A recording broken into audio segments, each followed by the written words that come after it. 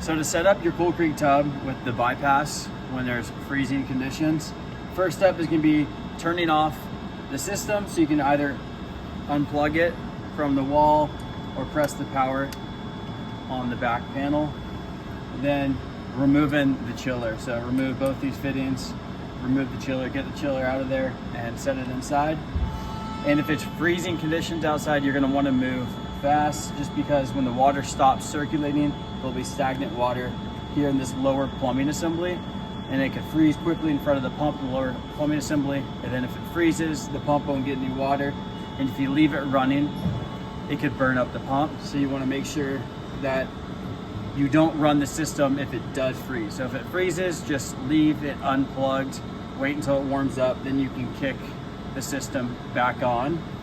And you'll know if this is struggling to get water and this is frozen if the jet going into the tub is really, really slow. You know, there would be no flow through the motor, and the flow would be really slow. So first, to get your system set up, is we're going to take one side of the plumbing, get our bypass little fitting pressed on, then tightened up, righty-tighty.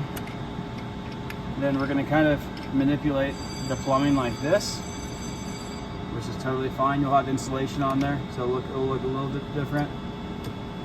Then you'll loosen up the other side of the plumbing just a little bit. When you tighten it down, it squeezes around the gasket, so you'll know if it's too tight, you won't be able to get it in. But press it on just like this and tighten up that white fitting. And so this is what the bypass would look like. You'll have a slight bend in this flexible PVC, but it doesn't cause any issue. You can turn it on the system or plug it into the wall, and your cold tub will be running without the chiller. We just like to get the chiller out of there, because if water does freeze in the chiller, it could damage the chiller. There's spots in the chiller where there isn't as much water movement.